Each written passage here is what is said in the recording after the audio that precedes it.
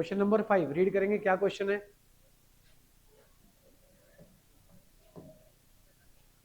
हमारे पास में दो लाइंस पैरेलल दिए होंगे, दो सेट ऑफ लाइंस, और एक सेट ऑफ लाइन को पैरेलल प्रूव करने के लिए बोला होगा। बड़ा ट्रायंगल दिया है, छोटा ट्रायंगल दिया है जो उसके अंदर ही है ना।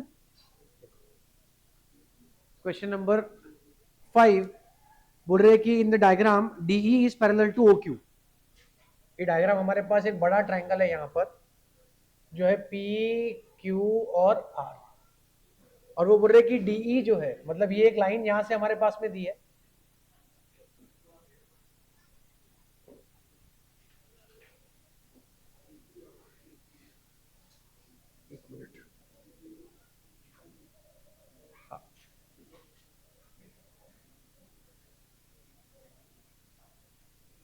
यहाँ पे हमारे पास एक लाइन है DE जो कि पैरेलल है OQ को, वैसे ही DF पैरेलल है QR को, और वो बोल रहे हैं कि प्रूव करे हमारे पास में जो ये लाइन है EF this is parallel to QR।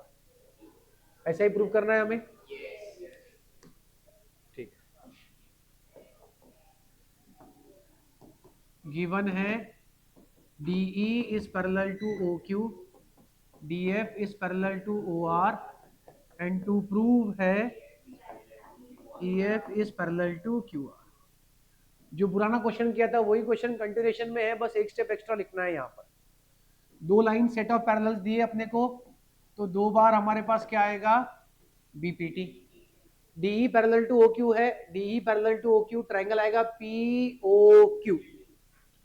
In triangle POQ हमारे पास में DE पैरेलल टू OQ है given, therefore PE upon EQ is equals to PD upon DO, reason is BPT। Statement number.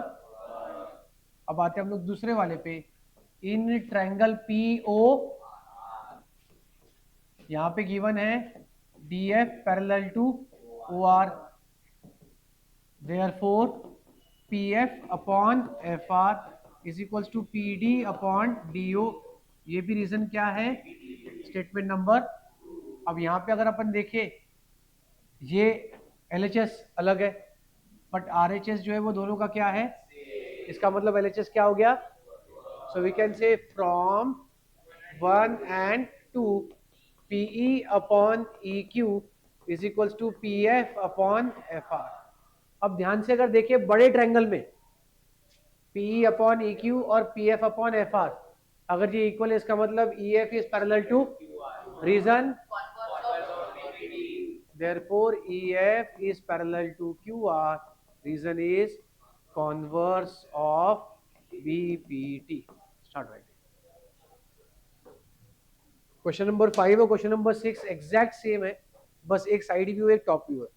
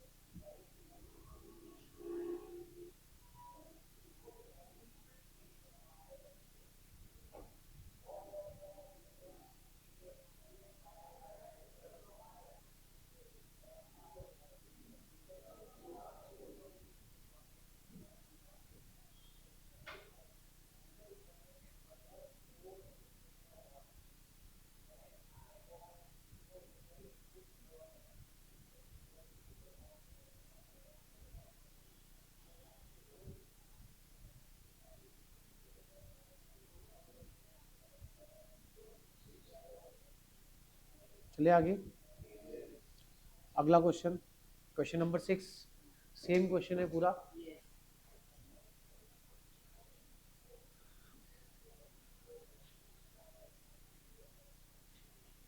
सबका हो गया लिख करके? चलो, फिर से वही है, बाहर एक अपने पास में ट्रायंगल है पी क्यू और ये हमारे पास में अंदर ऐसा ज्वाइन किया हुआ है, और वो बोल रहे हैं अब ए बी जो है वो पैरेलल टू पी क्यू है, और ए सी जो है पैरेलल पी आर है, और अब आपको प्रूव करने के लिए बोल रहे हैं कि भाई बी सी जो है वो पैरेलल है क्यू आर। गिवन है A B parallel to P Q और A C parallel to P R, और टू प्रूव है B C parallel to Q R. ठीक है, अब यहाँ पे हमारे पास में प्रूफ के अंदर we will start again with the same stuff. क्या है अपने पास में कि भाई जो दो लाइंस पैरेलल दी है उसके हिसाब से ट्रायंगल लेंगे और बीपीटी लिखेंगे। ए बी और पी क्यू के लिए ट्रायंगल कौन सा आएगा? ये ओ है ना। In triangle P O Q A B is parallel to P Q, ये है given, therefore O A upon A P, O A upon is equal to O B upon BPT statement 1। फिर आएंगे in triangle P O R, यहां पर भी हमारे पास क्या है? A C parallel to P R, ये है given, therefore O A upon A P is equal to O C upon C R, reason is BPT statement 2। फिर से वही यहाँ पे ये हो गया same, so from 1 and 2 OB upon BQ is equals to OC upon OB upon BQ, OC upon, yes, therefore BC parallel to QR, reason is same, converse of BPT।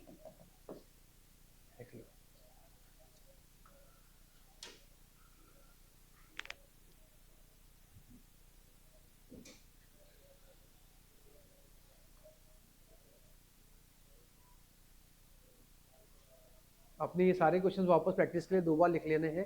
Given to proof नहीं लिखेंगे आप, सिर्फ proof लिखेंगे, लेकिन diagram निकालेंगे, diagram और proof.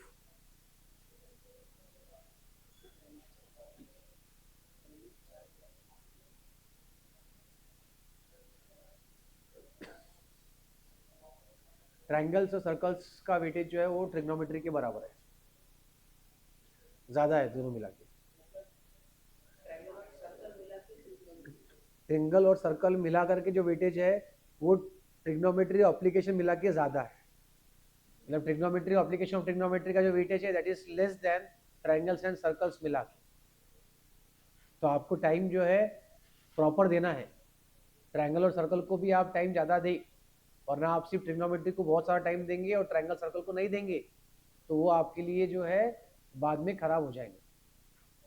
हर बार यही करते हैं कि एक्स्ट्रा हॉट्स जो है वो सर्कल और ट्रायंगल्स के लिए प्रैक्टिस नहीं करते, ट्रिग्नोमेट्री की भरपूर करते।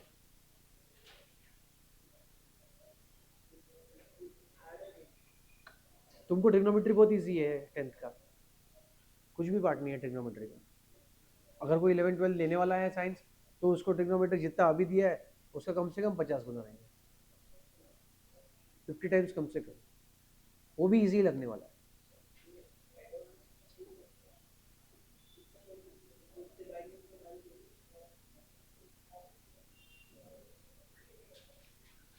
वो एडवांस मैथ्स के साथ एडवांस साइंस की भी करके रख लो डाउनलोड। फिजिक्स स्टार्ट कर दो, आएगा। फिजिक्स में स्टार्ट करवा दूंगा, हुआ तो ये वीक में ही स्टार्ट कर दूंगा फिजिक्स, तो करेंगे ही कंप्लीट, उसके साथ साथ फिजिक्स भी स्टार्ट कर देंगे। पहला चैप्टर उसमें यूनिट्स एंड डायमेंशंस, जो 11th का पहला पार्ट रहता है। हुआ ये? अभी देखो क्वेश्चन नंबर 7 और 8 जो है वो मिड पॉइंट थ्योरम आपको प्रूव करना है यूजिंग बीपीटी। अब आप देखो, हम जब बोल रहे हैं कि बीपीटी का मतलब क्या है, साइड्स क्या है, रेशियो इक्वल है। अब ये बार रेशियो इक्वल का रेशियो भी दिया है, क्या है? तो आपका कोई भी जो बीच वाला साइड है, हम क्या बोलते हैं कि उसके अंदर अगर मिड पॉइंट है यानी रेशियो इक्वल है, रेशियो इक्वल तो लाइन पैरेलल है। अब लाइन पैरेलल है, उसके बाद में फिर जो है अपने को हाफ प्रूव करना रहा, तो आप कैसे प्रूव करेंगे आप, क्योंकि हमारे पास रेशियो 1:2 है। रेशियो क्या है, किसका 1:2 का रेशियो होगा, छोटे वाले का और बड़े वाले का, छोटे वाले का और, तो उसका डबल हो जाता। अब एक चीज और लिख लेना है आपने बीपीटी के लिए कि रेशियो आपके पास कौन से इक्वल होने वाले हैं। ठीक है, हम लोगों ने 2 रेशियो तो इक्वल लिखे ही थे, एक और रेशियो आप इक्वल ध्यान में रखें, कभी आपको अगर सॉल्विंग के लिए आता है तो आपने ध्यान में रखना है। ठीक है, ये लिख लिया सबने। देखो, अगर हमारे पास ऐसा बोला गया है ए बी सी, ठीक है, अब ये है डी और, तो हमारे पास में A D upon D B equals to A E upon E C तो है ही, ये तो हमारे पास में बाय डिफॉल्ट दिया हुआ ही है कि रेशियो क्या रहेगा हमारे पास, इक्वल। इसके अलावा एक और है, A D upon A B is equals to A E upon A C, also equals to D E upon B C. ये भी ध्यान में रखना है, पैरेलल तो है ही,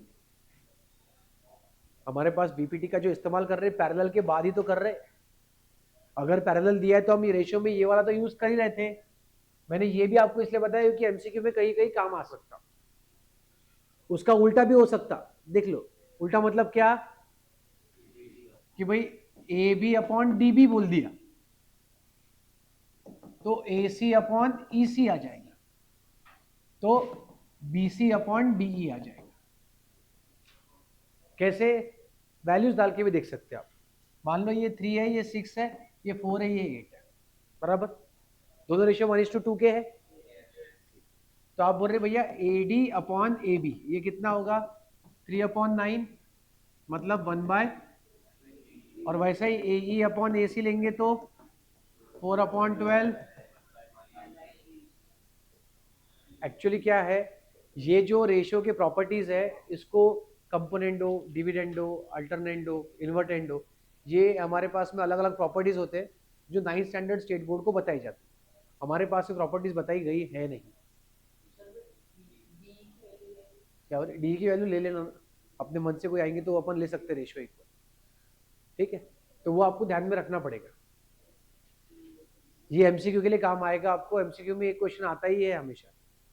ठीक है, ये इतना पार्ट लिख लो आपसे, रेशियो जो इक्वल है उसके लिए।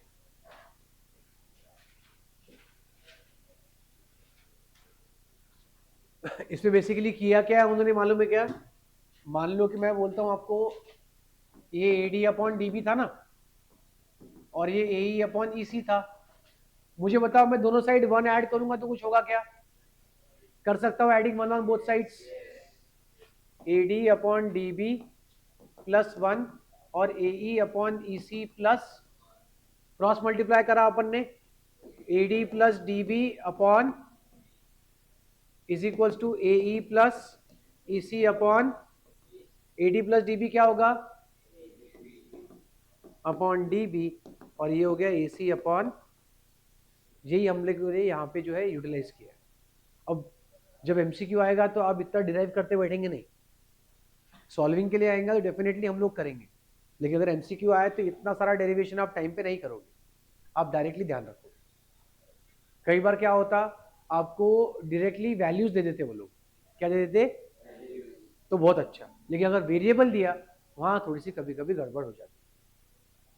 कैसे, देखो ये लिखा सबने, लिख लो पहले फटाफट, ये लिखने की जरूरत नहीं, इसका एक क्वेश्चन है, क्वेश्चन नंबर 3 ऐसा ही है, एडिंग 1 ऑन बोथ साइड्स वाला पार्ट है, तो वो हो ही जाएगा उसमें।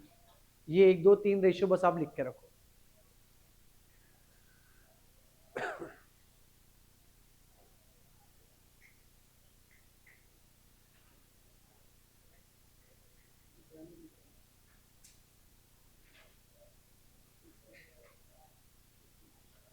लू, देखो अभी आपको कभी ऐसा बताया कि ये है ए बी सी, ये है डी और ये है ई, ये x और ये y, ध्यान दो, ठीक है, x और y दिया है और बोला है कि DE is parallel to BC।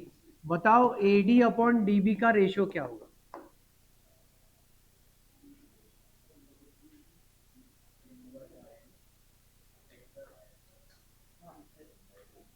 ऐसा होता तो डायरेक्ट देता क्या मैं? आप पहले ध्यान में रखो कि आपने लिखा क्या था। क्या क्या था हमारे पास? AD upon AC, AD upon AB था पूरा का पूरा, is equals to AE upon AC is equals to DE upon BC। तो आपके पास में जो है AD अपॉन AB का वैल्यू आ गया है x अपॉन, ठीक है। अब अपने को AD अपॉन DB चाहिए, ठीक है। तो अब अपन क्या करेंगे, AD upon AD plus DB लिखेंगे और इसको x अपॉन, इसको अब उल्टा कर देंगे, रेसिप्रोकल कर देंगे। क्या करेंगे इसको? तो AD plus DB upon is equals to y upon, अब क्या करेंगे इसको? सेपरेट। क्या कर लेंगे इसको? तो AD upon AD is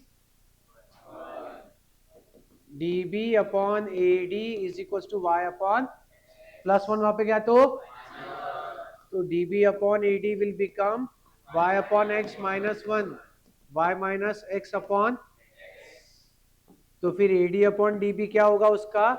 reciprocal, उसका रेसिप्रोकल। अब देखो, मैं इतना तो आपको मैंने बता दिया, अब आप थोड़ा सा ध्यान अगर देंगे तो आपको और अच्छे समझ में आता कि हमारे पास जो रेशो चाहिए था वो क्या था।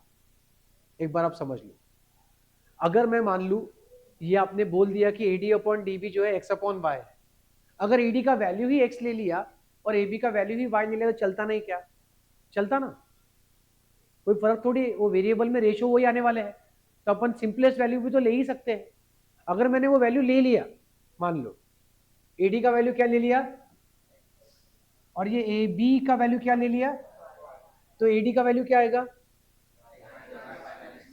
y माइनस, बस आपको AD अपॉन DB पूछा था, x अपॉन y माइनस।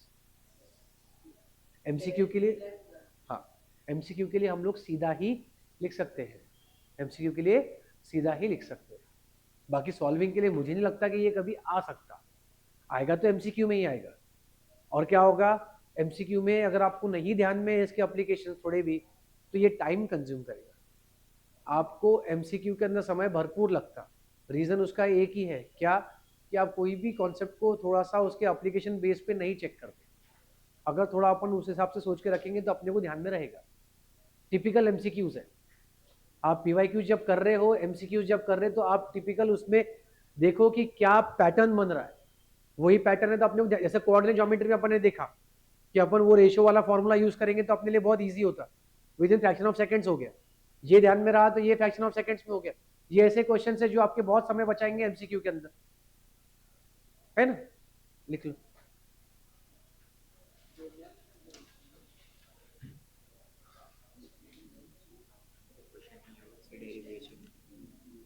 अब वो जो मिड पॉइंट थ्योरम वाले जो दो क्वेश्चन है 7 और 8 वाले, वो आप ट्राई करके लाओ, ठीक है, वो आ जाएंगे आपको, इजी क्वेश्चन है वो। We will go ahead with 9th and 10th question.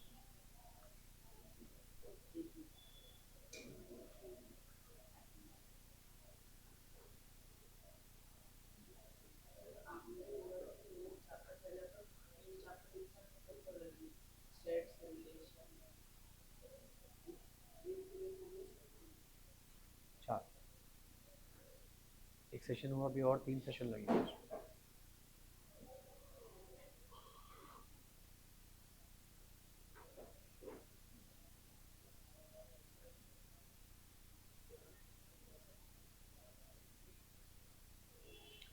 अपना कोऑर्डिनेट ज्योमेट्री का टेस्ट बचा है ना, नेक्स्ट वीक में रखो फिर उसको।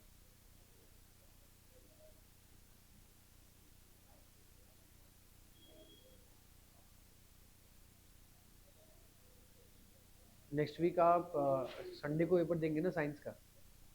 तो नेक्स्ट वीक आप फिर सैटरडे को पेपर रख लो, फिर अपन पूरे हफ्ते में जो है ट्रायंगल्स कंप्लीट करके ट्रिग्नोमेट्री स्टार्ट कर देते हैं। सैटरडे को वो टेस्ट दे दो और कमिंग इसमें उसके अगले हफ्ते में जो है आप ट्रायंगल्स पे टेस्ट दे दो। फिर उसके बाद में अपन 1 to 7 ले ही रहे 23 अगस्त को, पूरा 80 मार्क का पेपर। ठीक है, तुम भी देते हो वैसे 24 को तुम्हारा पेपर ही है मैथ्स का।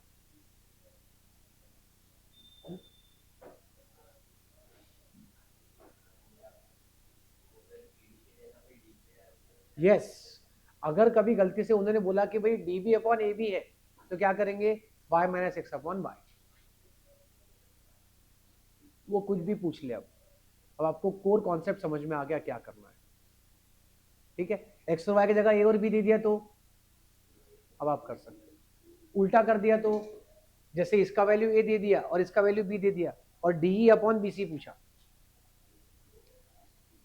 जैसे ये लिखा गया आपने पूरा, ये यहां बना गया था, ये ऐसा जो है ना, इसको ए दे दिया इसको बी दे दिया, ये तो अपन ने कर लिया था। अब इसको अगर उन्होंने ऐसा करा सिर्फ इतना पार्ट ए और इतना पार्ट बी और बोला डी अपॉन ए सी निकालो, डी अपॉन बी सी निकालो, डी अपॉन बी सी, सबसे पहला दिमाग में आता है ए अपॉन बी, गलत option, A upon A plus B, A upon A plus B. क्यों? क्योंकि वो रेशियो किसके बराबर है, this upon full side that is A plus B, तो A upon A plus B हो जाएगा। ठीक है, ये लिख लिया तो मैं आपको लिखा ही देता। ये देखो, ये ट्राइंगल है, ये ए है, सॉरी ये ए दिया और ये बी दिया है, अपन इसको लेते ए बी पार्ट। अगर अपने को बोला है B C is parallel to D, तो बी सी अपॉन डी का value will be A upon A plus. ठीक है, ये भी एक रिलेशन लिख के रख दो। ये तो डायरेक्ट क्वेश्चन आया हुआ है ऐसा, एज इट इज ए और बी में ही आया हुआ है। कभी कभार वो बी सी अपॉन डी पूछते, कभी कभार डी अपॉन बी सी पूछते, तो डी अपॉन बी सी पूछते तो फिर बहुत बच्चे खुश होते रहे, ए अपॉन बी नहीं बी अपॉन ए होगा, जबकि वो है नहीं, that is A plus B upon.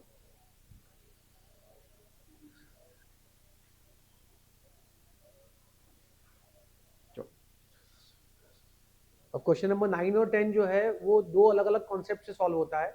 एक अपना बीपीटी का भी कॉन्सेप्ट है और एक कॉन्सेप्ट सिमिलरिटी का भी है।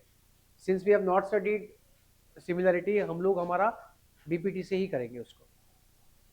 ठीक है, लो आगे देखो, क्वेश्चन नंबर 9 एवरीवन, बोला ABCD is a trapezium in which AB is parallel to DC. ABCD is a trapezium in which AB is parallel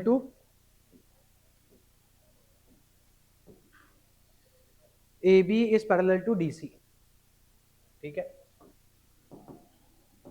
AB is parallel to DC और इसके डायगोनल्स जो है वो O पे इंटरसेक्ट करते हैं।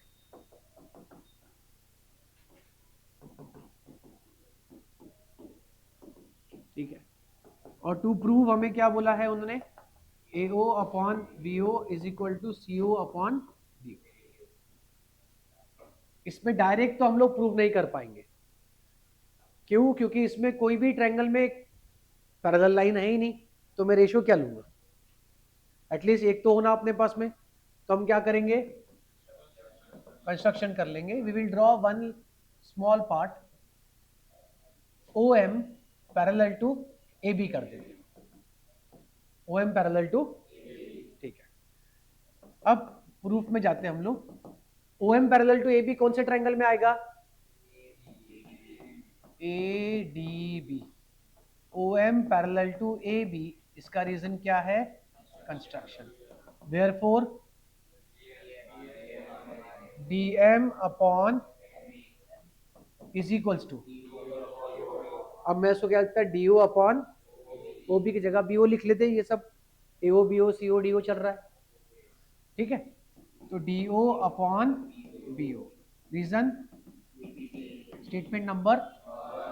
अब आते हैं अपन एक उल्टे ट्रायंगल में, कौन सा उल्टा ट्रायंगल?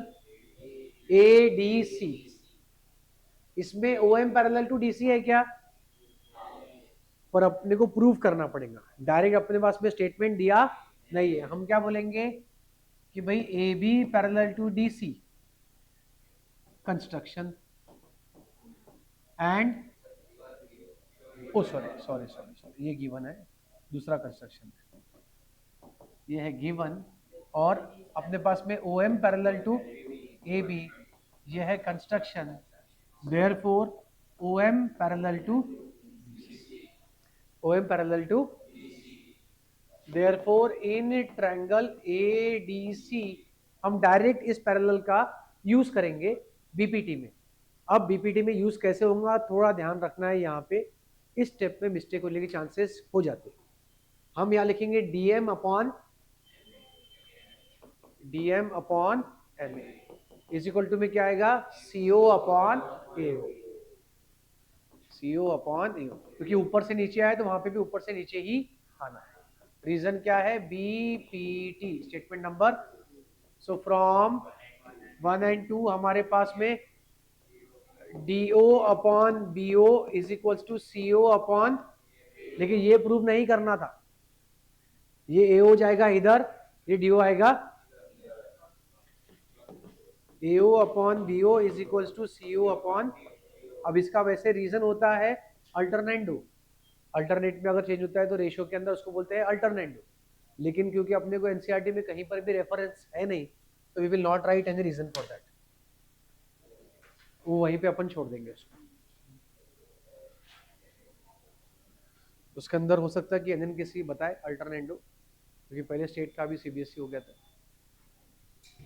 बाकी सिर्फ सीबीएसई स्कूल्स के अंदर डायरेक्ट बहुत ही कम टीचर से शायद बताए, क्योंकि कहीं पर भी एनसीईआरटी के अंदर 10th के पहले रेशियो प्रोपोर्शन के अंदर कोई भी ऐसे अलग अलग पार्ट्स हुए नहीं है प्रॉपर्टीज ऑफ रेशियोज में।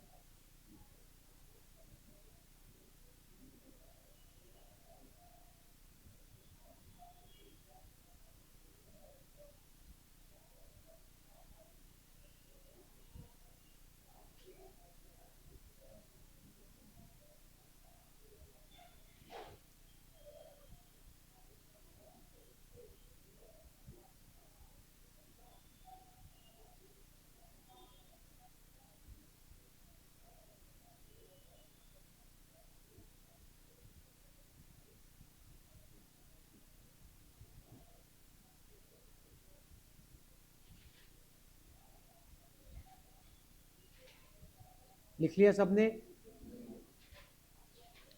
देखो तो क्वेश्चन नंबर 10 करते फिर अपन। क्वेश्चन नंबर 10 इसका कॉन्वर्स क्वेश्चन है।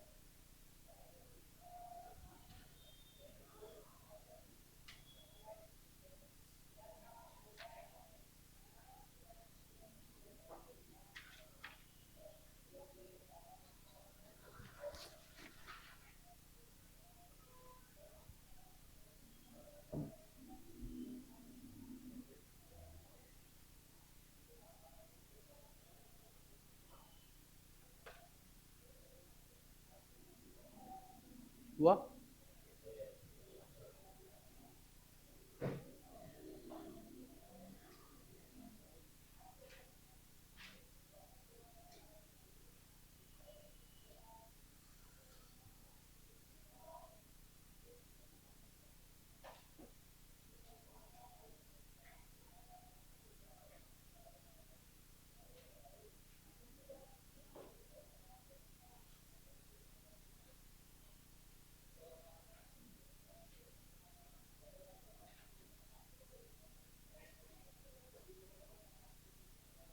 डन। अगला क्वेश्चन देखो क्या दिया है हमको उन्होंने। बोल रहे हैं कि ABCD एक क्वाड्रिलेटरल है। अब ये बार ट्रेपेजियम नहीं दिया उन्होंने, बोला है कि ABCD क्या है, एक क्वाड्रिलेटरल है और ये डायगोनल जो है उसके ओ पे इंटरसेक्ट करते हैं।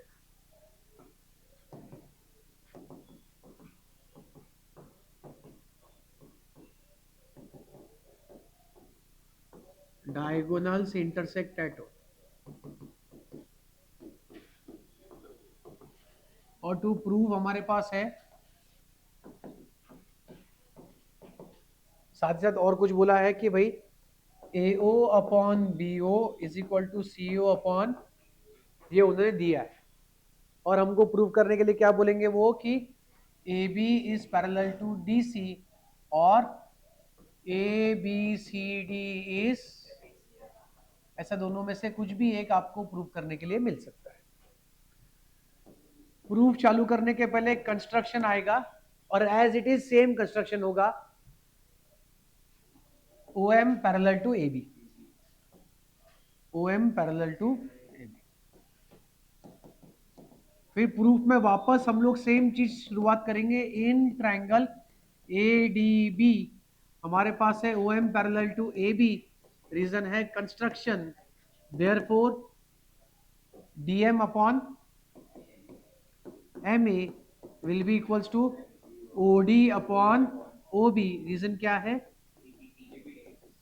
Statement number. लेकिन हमारे पास गिवन क्या है, AO upon BO is equals to CO upon DO, this is, तो हम लोग इसको क्रॉस में मल्टीप्लाई कर सकते, तो क्या मिलेगा मुझे, DO upon BO is equal to CO upon statement number. अगर ध्यान से देखें तो ये स्टेटमेंट के लिए OD upon DB, OD upon OB है और ये DO अपॉन BO है। हाँ ठीक, DO अपॉन BO और ये भी OD अपॉन OB, ये दोनों के दोनों क्या है हमारे पास, सेम ही हो गए ना। इसका मतलब DM अपॉन MA और DM upon MA is equal to CO upon AO। अब देखो आप, DM upon MA CO upon AO, इसका मतलब कॉन्वर्स से क्या हो गया, OM parallel to DC, reason is converse of BPT। अब ये पैरेलल है, OM पैरेलल टू DC और OM पैरेलल टू AB है, ऑलरेडी कंस्ट्रक्शन, देयरफॉर, और since OM is parallel to AB, reason is construction, therefore AB is parallel to, that is ABCD is a, चलो लिख, हाँ लेकिन दो set of sides parallel चाहिए, अपन ने एक ही प्रूव करा, बिल्कुल, और जरूरी भी नहीं कि दूसरे होंगी, है ना।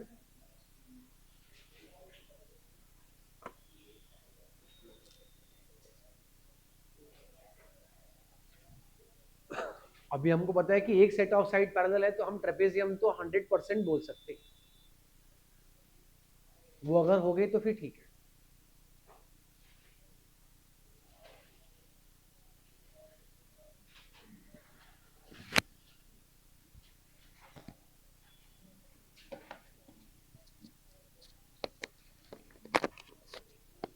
जैसे मैंने आपको एक बार पढ़ा दिया और बाद में अगर आपको बोला बोर्ड पे सॉल्व करने के लिए,